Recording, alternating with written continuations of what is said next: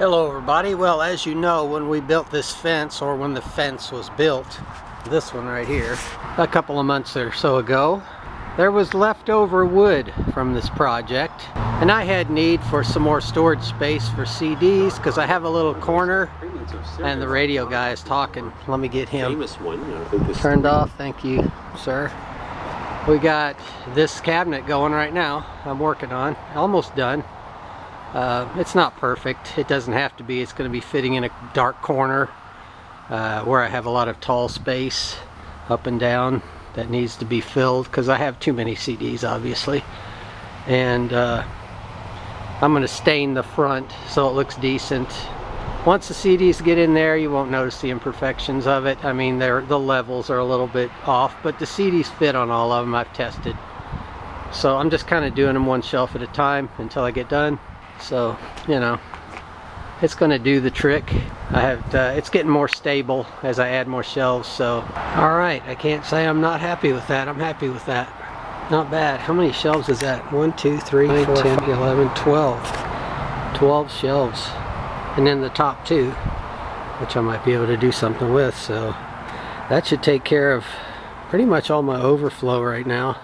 This is going to replace another much smaller cabinet. Yeah, I just want to stain the front. I've sanded it a little bit. I'm going to sand it a little bit more to get some of the rough spots out of there and stain the front, not the whole thing. I had to use the handsaw because the jigsaw blade broke and I couldn't find any more extra jigsaw blades. So even though I have 10 tons of tools, for some reason I don't have any extra jigsaw blades. I know in the past I had them, I just don't know where they are because I have cabinets full of tools down there from my father, and he was a big tool collector and I became one as well. So got some wood stain here, some old wood stain from downstairs. Needs a little stirring. It's a stirring story of triumph over adversity or something of that nature. The staining process has begun. Just going to do the front. That's all it needs doing, because that's all you're going to see. It's in a dark corner, it doesn't matter. Just kind of get the visible parts and then it'll be filled up with CDs. Plus I don't want to have a whole lot of stain smell in the basement. I'll try to minimize that here if I can. Just kind of dab it on real lightly so I don't use too much. Get in there. Fire it in there, as William Alexander used to say. The guy who had his shtick stolen by Bob Ross, although everybody thinks Bob Ross is a saint, I guess. But I'm a contrarian, I suppose. I remember William Alexander from the 80s, probably the 70s too, doing this on public television and cable TV. Of course, you'll notice they were painting the exact same kinds of landscapes in the same method. The cane firing method. Fire that in there. Fire the cloud in there. Whatever, man. I amuse myself, I suppose. We're not doing fine colonial woodworking here. This is fast and crude and lewd. We're just gonna get this on and get it on. Like animals. Fast and lewd, fast and crude, boy. Yeah, get on there. Smear that on there. Yeah, get on there. And now we use alizarin crimson. I always remember alizarin crimson. We use alizarin crimson for the sun. Yeah, I think that'll do it because that side over here is going to be butting against another cabinet and you won't even see it. And this one is going to be on the far side, another blind corner where you won't see it, so there's no reason to waste either material or time on that, or to have it drying downstairs or emitting, outgassing this stuff that I don't need to be breathing in. So just that little bit. It's already wind drying out here, which is nice. So I think we're done with that. So what I was going to do, I was going to put some support braces on the back because it's still kind of slightly wobbly. It needs support in the back, like a diagonal brace. I sanded it a little bit before I stained it, not, you know, to a fine level, but enough to get a lot of the big bits off of there. This was just kind of eyeballed. I mean, I did use a tape measure and a level. You know, there's the tape measure and the level, and just did a fast and dirty project. As I said, wanted to get this done. They should get, I think my Brazilian overflow will be the first 6 and my classical overflow will be the other 6, and that should get everything nice and neat. And I don't have classical discs covering other discs. I hate that. I don't like having 2 levels. I like to be able to see everything, because when you don't see it, you don't play it, and you don't want to get to it. You just play whatever's in the front. So I know a lot of people can handle that. I can't. So alright, I got a couple of corner braces. Here's a rusty one, but it'll do the job. And some appropriate Phillips head screws. I put them on the back front top corners to kind of stabilize it. I also found paint thinner for the paintbrush I just used. I wasn't even sure where this was, but I did locate it. So now I know I'm supposed to use a better container than this Kirkland grapefruit container. However, this is very temporary. It's already cleaning the brush, and I don't want to use much of it. And yet I try to use the minimal amount possible because I don't want to contaminate anything. So I could probably put it in a glass jar or something and then dispose it at the landfill place where they do this kind of stuff. So there's the paint thinner, and the idea of putting it in the drain into the groundwater system, I can't do that. I'm a responsible citizen, so that's the kind of stuff we used to routinely do back in my dad's day, and just pour it down the drain. Well, we don't do that now. We're in a more advanced age. I found this glass olive jar in the refrigerator. It had 2 olives in it, so I ate them, which was a pleasant way to get rid of paint thinner, I guess, because I like olives. We'll put that in there. It has a lid, and then when we take our waste out to the proper disposal place, this will go with it. So there you go. That's my solution. How about that? So what do you say, Murgatroyd? Look at that. You know, look at it straight on, and you can see once you get the stuff in there, you're not going to see anything. And it's almost dry. Pretty good, pretty good. I'm happy with it for what it is. Threw it together in a few hours. And I do these projects every, well, maybe twice a year, once a year. I'll do a cabinet build of some sort. And this was probably the worst one I've ever made, but it doesn't have to look great. Not going to hold that much across. That's real wood though. That's not pressed board, which is nice. We're going to have good secure wood. It's not going to warp, and it's going to do a good job. I'm probably going to add some Elmer's wood glue that's sitting over there. Elmer's wood glue just on some spots to hold the cabinet. You know, there was like 3 or 4 nails on each side. They're solid as a rock, but I always like to overdo it. I like to overdo that kind of thing, get it secure, because there's going to be weight, and I just want to make sure that the shelves hold. And that wood glue has been, I mean, they're like nails. They're awesome. So I'm putting on the corner braces. I'm going to start on the bottom on both sides, and then once we determine how far over this has to go to be straight, then I'll screw in the other parts. Because this is off, it's leaning to one side. I'm trying to get it to lean this way as much as possible, and I hope these braces will help do that. It probably won't solve the entire thing, but it'll get it started and will afford stability for the cabinet as well. Alright, that is already straighter. Just, it's not perfectly straight, but it's close. Just a little bit over, just a hair, and we should have it.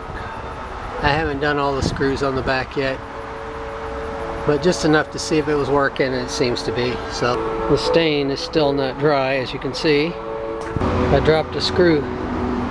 Pattern recognition abilities turn on. I'm not as good as a Terminator. I'm not seeing it.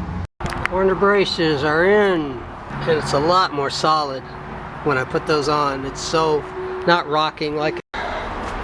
See, that's a lot more stable, but when everything gets in it, it's not going to move anyway. Not doing colonial woodworking for the Antiques Roadshow.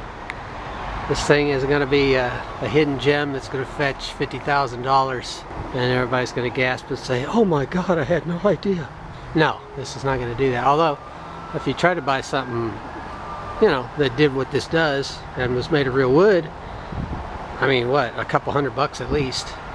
I basically took what for me was free wood, or at least leftover wood from a very expensive project, and kind of have used it for something useful instead of having these sit around. I was thinking of using these for this anyway, and I still have 2 long boards left, and I have some of the thick boards as well, so who knows what those could be used for. Okay, instead of doing a cross brace, because I don't really have anything for that, it's pretty stable. So what I'm just going to do, I have this big cardboard box that's a flat box that I can't do anything with. I'm going to cut the 2 large sections off and wire nail them to the back. And that'll be a backing, and that'll keep it stable. It's very cheap. I mean, I could use like wood panel. I don't really have enough of that though. And that's way too fancy. This is literally just kind of a quick and dirty utility cabinet, let's be honest. And nobody's going to see the back anyway, and I think that'll work. Wile E. Coyote, super genius. I like the way that rolls off the tongue. I want to thank the Solder Wood Company for giving me this cheap ass idea, because this is the kind of crap they would do. Ha! I should have nailed the box the other way, because now you could see GE and stuff. But whatever. It's going to be filled with stuff, you won't see it. But it is stabilizing the cabinet real nice. Look at that. It's not moving that much. That's very nice. Good and solid now. Alright, once the glue and the stain are dried, we'll take it inside. Like that. Got her drying here in the garage, so we're gonna go do the right thing and sweep up the sawdust. Have a little pile right there I've already gotten. Clean that area out. There's a little bit over there too. Alright, there it is. I don't know if it's too dark, but yeah, it looks a little cramped maybe, but it's in a corner and I needed it. I needed that space, so it looked a little more decorative before. I had to take the coconut head down, unfortunately, so Mr. Coconut Head is sitting here on the floor looking for a place to go. And I got my little red light down there at least, and I was able to move a lot of that classical overflow into here. And this was all Brazilian. I took all the Brazilian that was down here and then was in this other. This was sitting back there instead. I'm now using that over here. I moved that, and then so all the Brazilian is now on this big new cabinet I built. And then a little bit of the overflow of that goes down there. But this is all that classical overflow that had been blocking my main collection over here. Now my main collection is fully open and accessible the way I want it. So yeah, I got a little mess here of stuff that I now have to put away, but that's okay. It's a deep clean day here at the lounge. We're vacuuming the carpet, and I've disassembled the VHS capture system that I had down here. It's sitting in pieces there, and it's going to stay that way. It's not going to stay on the bed, but it's going to stay disassembled. I'm not going to have that system anymore. We're going to have a real video capture system that takes up less room and renders better quality videos. Meanwhile, I just got on my hands and knees and cleaned those corners with damp rags, because there's a lot of dust that gets back there. The spiders are not happy, but they're going to be displaced momentarily. I'm sure they'll reassume their positions. And then I swifted this whole area, not Taylor Swifted, because she wouldn't be happy if I used her as a mop. But one of those Swifter systems, Swiffy or whatever you call them, Swiffer dusters, which are very nice. I did all of these, all of the open floor areas have been done. Some of it with my hands and knees, but all of it with the Swiffer. I'm vacuuming this rug. I'm almost done with it. I got to do the other room too, because that hasn't been done in a while. So that's it. And the next time you see any videos, probably it's going to be with the new system, not that. Thank you. Alright, I've spent several days working on the Outer Galaxy Lounge, and which is one reason I haven't been posting. Another reason is I still don't have a video transfer device that I'm happy with, so I'll get to that. But anyway, so this is the new lounge. This is the new look, and it's getting its online debut right now.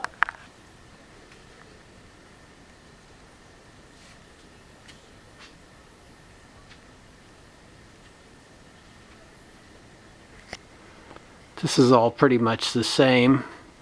That's the main, or the second part of the classical collection. The book collection is pretty much the same, although I did pull some more books to make it fit. This is new. I've switched these lamps. I put a bookshelf behind the bed and moved it up. That's all cleaner. I can walk around there and clean better now. This is new. I've put that up there, which looks, this is the best it's ever looked, honestly. That's the best idea I've had there. That's nice. I was able to put some CDs there that in a more plentiful way, but also better looking. I've redone the classical main cabinet here, and I built that new cabinet, which is primarily Brazilian CDs. It's actually all Brazilian. My classical overflow is now there where the Brazilian used to be, and I took a receiver out of here. This has a fluorescent light in here. It's supposed to come on. There it is. And I put some more CDs in here. I used to have a turntable and a receiver, a 43-year-old Technics receiver that finally had a short in it, and I had to throw it out. Yes, I threw it out. I'm not going to deal with it. I'm not going to look for 10 years for somebody who might want to buy it and fix it. I don't have time for that. So anyway, some CDs in here, and now I can have a little display for whatever I'm playing. I can put on this stand and see it and know where it is and put it away. This is pretty much the same. The opera CDs are down there, and the concert DVDs are there. All of this is the same. I did change that up there. That is now some of the new age CDs that were in the closet. I opened up room because I moved the old Sony CD player in the closet. It's still hooked to the main stereo system, but anyway, I expanded the books in here.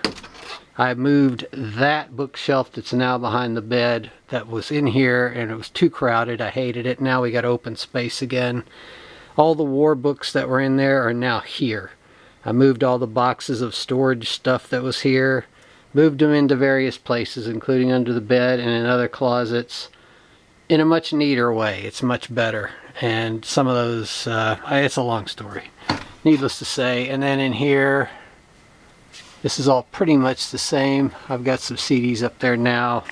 This has all been redone entirely. I got some VHS here. Now that I've got VHS again, I put some VHS in here, and then at the bottom I've got the like nostalgia CDs that were out here in this area, in this nook, but it looked like crap. I hated it. Now I've just put the guitar, the acoustic guitar in there, in the guitar carrier case, which is much nicer, much more discreet, much better looking. And that's it. I moved all the CDs, all the classical CDs forward, and moved all the extras that were off of here. They're now in that new overflow area.